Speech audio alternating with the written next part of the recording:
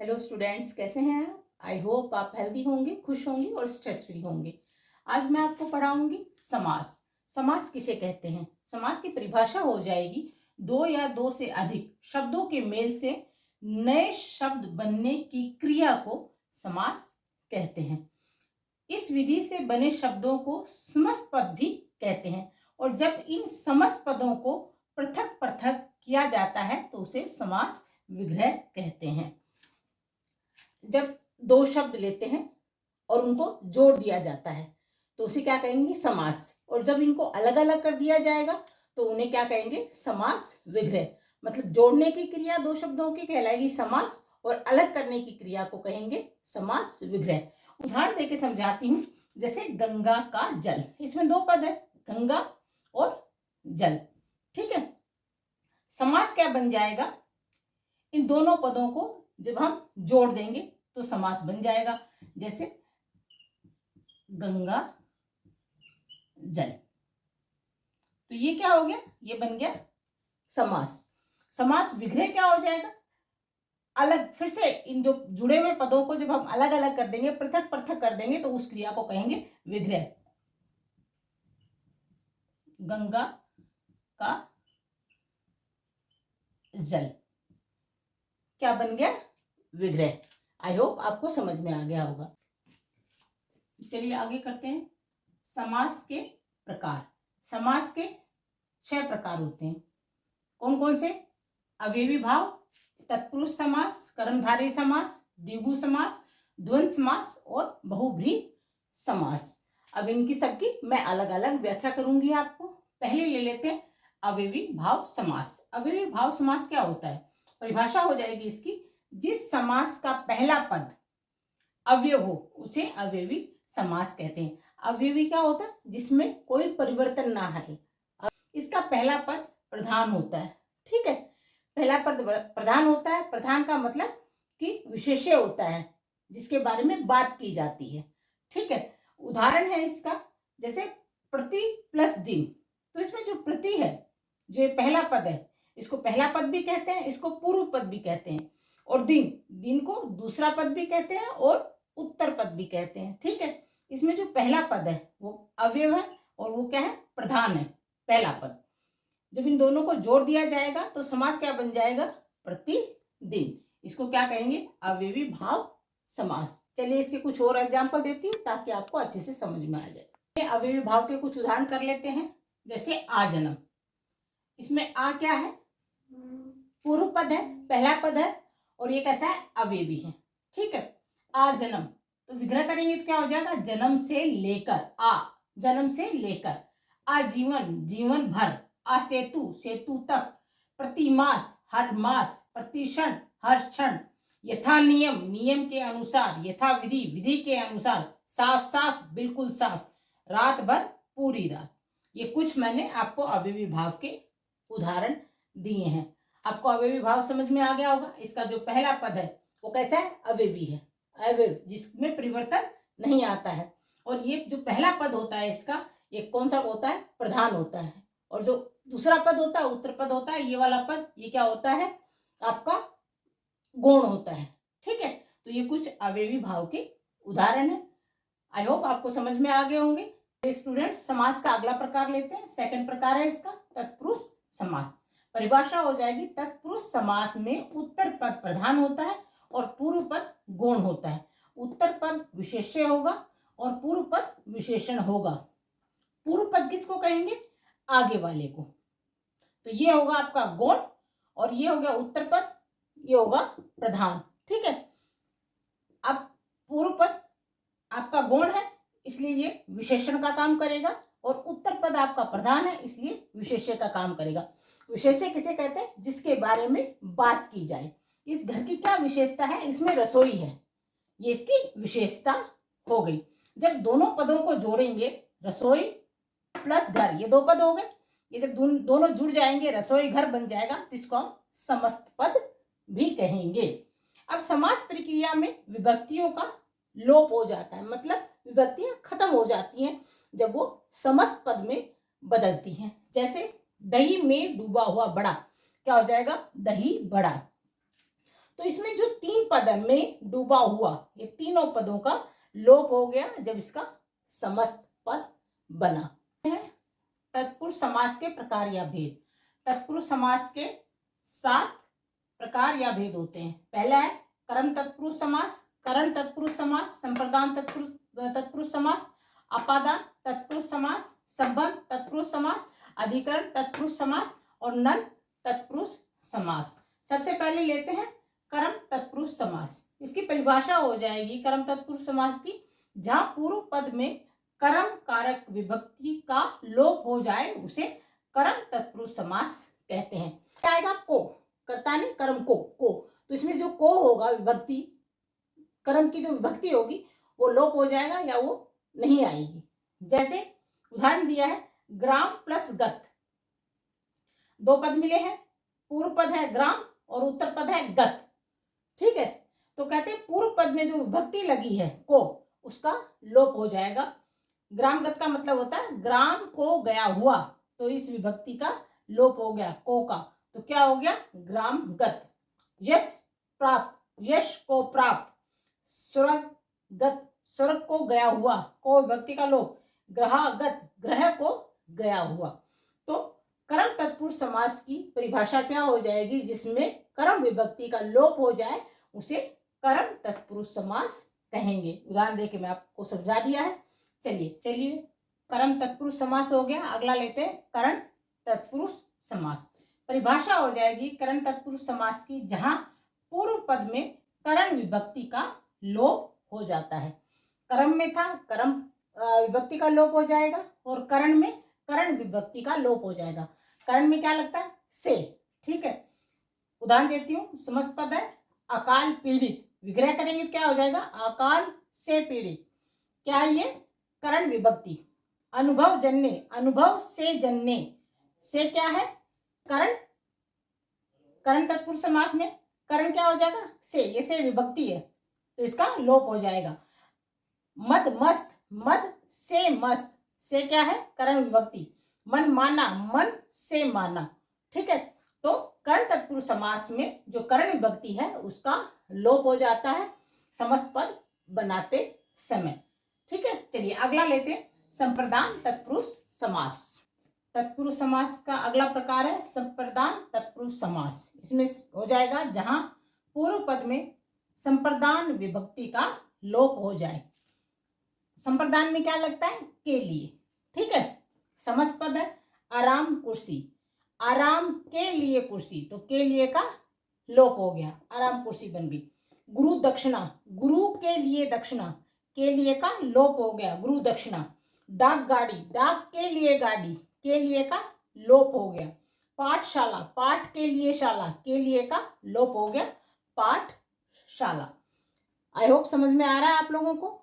चलिए अगला लेते हैं अपादान तत्पुरुष समास।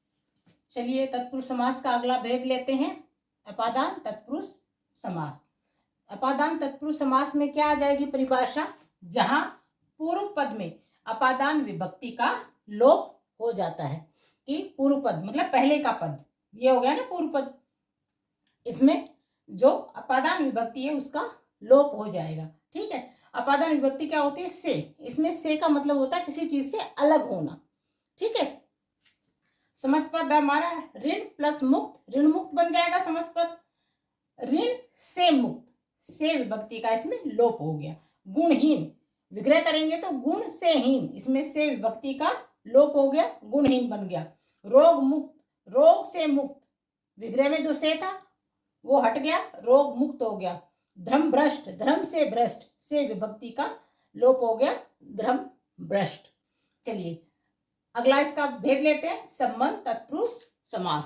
संबंध तत्पुरुष समास परिभाषा हो जाएगी जहां पूर्व पद में संबंध विभक्ति का लोप हो जाए।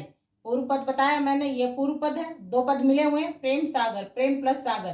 प्रेम पूर्व पद है, सागर उत्तर पद है, तो इसमें जो संबंध विभक्ति है उसका लोप हो जाएगा। इसमें क्या क्या आ जाएगा संबंध में? का, के, की। ठीक है, समस्त पद बना है प्रेम प्लस सागर से, प्रेम सागर। विग्रह करेंगे तो प्रेम का सागर, का जो विभक्ति है संबंध विभक्ति उसका लोप हो गया, यहाँ पर प्रेम सागर बन गया। राजमाता, राजा की माता, राजा की माता, तो की जो था विभक्ति उसका यहाँ पे लोप हो गया समस्त पद में, राजमाता।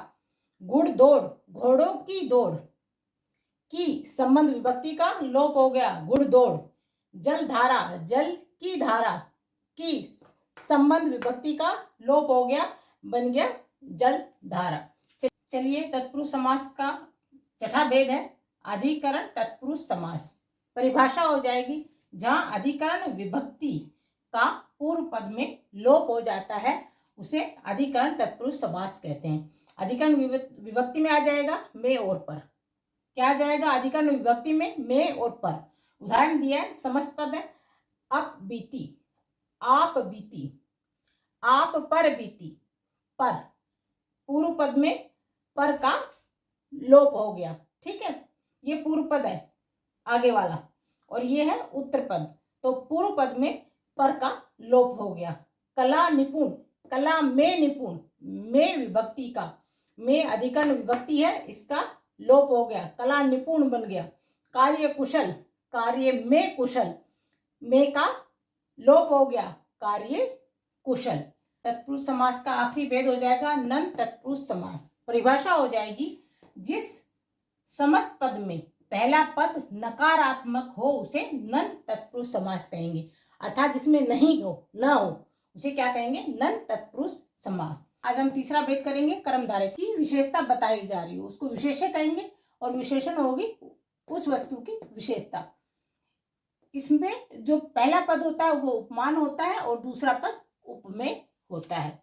अब देखो समस्त पद में आपको करके बता रही हूँ, कर्मधारय समास की अच्छे से परिभाषा यहाँ आपको क्लियर हो जाएगी। अंध प्लस कूप, समस्त पद बन जाएगा अंधकूप। इसमें दो पद है, दोनों पदों को मिला के समस्त पद बना है। दो पद कौन से हो गए? ये पहला पद है, इसको पूर्व पद भी कहते हैं और पहला पद भी कहते हैं। पीछे वाला जो कूप है इसको उत्तर पद भी कहते हैं और दूसरा पद भी कहते हैं। तो कर्मधारय समास क्या कह रहा है कि इसमें जो पहला पद है ये विशेषण होता है, मतलब विशेषता बताई जाती है, और जो दूसरा पद है कूप वो क्या है? विशेष्य है, जिसके बारे में बात की जा रही है। विशेष्य को उपमेय भी कहेंगे और जो विशेषता बताई गई है किसी चीज से उसको क्या कहेंगे? उपमान, ठीक है। विग्रह किया, अंध प्लस कूप अंधकूप, अंधा है जो कूप, तो कूप की क्या विशेषता है? कूप क्या हो गया आपका? विशेष्य। कूप क्या हो गया आपका? विशेष्य या उपमेय, ठीक। इस कुएं की विशेषता क्या है कि वो अंधा है। अंधा वो क्या होगी उसकी विशेषता, या उसको उपमान दिया गया किससे? अंधे से। कुआं का उपमान क्या किया गया? अंधा, कि कुआं कैसा है? अंधा है। समझ में आ गया आपको? ये इसका पहला पद हो गया। पहले पद को पूर्व पद कहते हैं, दूसरा पद जो होता है उसको उत्तर पद कहते हैं। इसमें जो पहला पद होता है वो विशेषता बताता है और दूसरा पद क्या होता है? विशेष्य होता है। पहले पद को उपमान माना गया है और दूसरे पद को उपमेय माना गया। कर्मधारय समास के भेद ये दो प्रकार का होता है, विशेषण विशेष्य कर्मधारय, और दूसरा ये समस्त पद है। समस्त पद में दो पद मिलते हैं, पर्ण प्लस कुटी। ये पूर्व पद है, ये उत्तर पद है, ठीक है। इसमें उत्तर पद विशेष्य है और जो पूर्व पद है वो विशेषण है, ठीक है। इसमें उत्तर पद की विशेषता बताई गई है कि वो कैसा है? पर्ण से बना हुआ। कुटी कैसी है? पर्ण से बनी हुई है। देवता कैसा है? महान है। महात्मा, आत्मा कैसी है? महान है जो आत्मा। लाल टोपी, टोपी कैसी है? लाल है, लाल है जो टोपी। श्वेत अंबर, अंबर कैसा है? श्वेत है। जब हम इसका विग्रह करेंगे तो ये बताएंगे। वन मानुष, विग्रह किया तो क्या हो गया? वन में रहने वाला मानुष। मानुष की विशेषता क्या है? कि वो वन में रहता है। ये कर्मधारय समास का पहला भेद हो गया। चलिए दूसरा भेद और एक्सप्लेन करती हूँ आपको। कर्मधारय समास का दूसरा प्रकार लेते हैं या भेद लेते हैं, उपयोग मान कर्मधारय समास। समस्त पद है इसका कनकलता। इसमें क्या होता है कि जो चीज है उपमेय है, ये लता, इसको किसकी उपमा दी गई है? कनक की, तो ये उपमेय हो गया, ये हो गया उपमान, ठीक है। कनक लता, इसलिए इसको क्या कहा गया? उपमेयोपमान कर्मधारय समास। तो लता क्या है आपका? उपमेय, और इसकी विशेषता क्या? इसका उपमान क्या दिया गया है? कनक, कि लता किसके समान है? कनक के समान। जब विग्रह करेंगे कनक लता का तो कनक के समान लता, कि लता कैसी है? कनक के समान है, कनक के जैसी है। कमल नयन, यह है समस्त पद क्योंकि इसमें दो पद मिले हैं, कमल प्लस नयन, ये पूर्व पद है कमल और नयन उत्तर पद है, तो कमल नयन। जब इसका विग्रह करेंगे, कमल के समान नयन, नयन किसके समान है? कमल के समान। नयन आपका उपमेय है और कमल क्या है? आपका उपमान। घन श्याम, घन के समान श्याम, कि कैसा सांवला है? सांवला रंग, घन के समान, बादल के समान। देह लता, देह रूपी लता। नर सिंह, सिंह रूपी नर। मुख चंद्र, चंद्र के समान मुख, मुख कैसा है? चंद्रमा के जैसा। समास का अगला प्रकार या भेद है चौथा, द्विगु समास। इसमें क्या होता है? जहां समस्त पद के पूर्व पक्ष में संख्यावाचक विशेषण हो, कि उसकी विशेषता संख्या में बताई जाए। किसकी? उत्तर पद की विशेषता कैसे बताई जाए? संख्या में। समस्त पद है आपका अष्ट सिद्धि, ये आपका उत्तर पद है। पूर्व पक्ष कौन सा हो गया इसका? अष्ट। किसमें बताई गई है इसकी विशेषता? संख्या में। कि सिद्धियां कैसी हैं? 8 सिद्धियों का समाहार। तो सिद्धियों की विशेषता किसमें बताई गई है? संख्या में। ठीक है, इसलिए इसको क्या कहते हैं? द्विगु समास। ठीक। चवन्नी, 4 अन्नों का समाहार। अन्नों को किसमें बताया गया है? उसकी विशेषता किसमें बताई गई है? संख्यावाचक में। त्रिलोक, 3 लोकों का समाहार। पंच तत्व, 5 तत्वों का समाहार। सप्ताह, 7 दिनों का समाहार। नवरत्न, 9 रत्नों का समाहार। सिंपल सी लैंग्वेज में जब द्विगु समास आएगा तो उसमें विशेषता संख्यावाचक होगी। ठीक है, चलिए इसका अगला प्रकार लेते हैं। समास का पांचवा भेद है द्वंद्व समास। परिभाषा हो जाएगी, जिस समस्त पद में दोनों पद समान हो। ठीक है, द्वंद्व समास में दोनों पद समान होते हैं और जब इन दोनों पदों को मिलाते हैं तो जो योजक है वो लुप्त हो जाता है। द्वंद्व समास की आप पहचान क्या करेंगे? उसमें योजक लगा होता है, ये योजक है। ठीक है, समस्त पद है आपका अन्न जल, जब विग्रह करेंगे तो अन्न और जल, क्योंकि दोनों समान है। ठीक है, अपना पराया, अपना और पराया, सिर्फ और लगाएंगे योजक की जगह। धूप दीप, धूप और दीप। माँ बाप, माँ और बाप, क्योंकि माँ और बाप दोनों समान है, तो बीच में सिर्फ और लगेगा। और द्वंद्व समास की पहचान क्या है? मैंने आपको बताया कि उसमें योजक चिन्ह लगा होता है। समास का छठा प्रकार है बहुब्रीहि समास। परिभाषा हो जाएगी, जहां पहला पद और दूसरा पद मिलकर तीसरे पद की ओर संकेत करते हैं, उसे बहुब्रीहि समास कहते हैं। उदाहरण लेते हैं। समस्त पद है चतुरानन। आनन का मतलब होता है मुख। 4 मुख या आनन है जिसके, किसके हैं 4 मुख? ब्रह्मा, अर्थात ब्रह्मा। त्रिलोचन, 3 नेत्र है जिसके, अर्थात शिव। तो ये 2 पद मिलके तीसरे पद का निर्माण कर रहे हैं, इसको कहेंगे बहुब्रीहि समास। अगला उदाहरण है दशानन, 10 मुख या आनन है जिसके, कौन हुआ? रावण। दीर्घ बाहु, लंबी भुजाएं हैं जिसकी, अर्थात विष्णु। निशाचर, निशा में विचरण करने वाला, निशा मतलब रात, रात में विचरण करने वाला कौन करता है? राक्षस। जब हम तीसरे पद का निर्माण कर देंगे तो वो कहलाएगा बहुब्रीहि समास। बहुब्रीहि समास और कर्मधारय में क्या अंतर है? बहुब्रीहि समास और नन तत्पुरुष समास में क्या अंतर है? बहुब्रीहि समास और द्विगु समास में क्या अंतर है? ये मैं आपको और एक्सप्लेन कर देती हूँ। बहुब्रीहि समास और कर्मधारय में क्या अंतर होगा? जैसे कमल नयन, कमल के समान नयन, ये हो जाएगा कर्मधारय समास। और अगर हम लिख देंगे कमल के जैसे नयन है जिसके, अर्थात कृष्ण, तीसरा पद बना देंगे तो बन जाएगा बहुब्रीहि समास। ऐसे ही बहुब्रीहि समास और नन तत्पुरुष समास में क्या अंतर होगा? अनादि, न आदि, नन तत्पुरुष समास बन गया। और अगर हम लिख देंगे नहीं है आदि जिसका, अर्थात ईश्वर, तो बन जाएगा बहुब्रीहि समास। ऐसे बहुब्रीहि समास और द्विगु समास में क्या अंतर है? पंचानन, संख्या होगी, क्योंकि द्विगु समास में विशेषता संख्या में बताई जाती है। तो 5 आनन या मुख, सिर्फ इतना लिख देंगे तो द्विगु समास बन जाएगा। और अगर लिख देंगे 5 आनन या मुख जिसके हैं, अर्थात ब्रह्मा, किसके हैं 5 मुख? ब्रह्मा के, तीसरा पद बना देंगे तो बन जाएगा बहुब्रीहि समास। मैंने आप लोगों को पूरा समास एक्सप्लेन कर दिया है। आई होप आप लोगों को समझ में आया होगा। समझ में आए तो प्लीज़ मेरे चैनल को लाइक कीजिए, सब्सक्राइब कीजिए और शेयर कीजिए। हमेशा खुश रहिए, मुस्कुराते रहिए और पढ़ाई को एंजॉय कीजिए। Bye bye.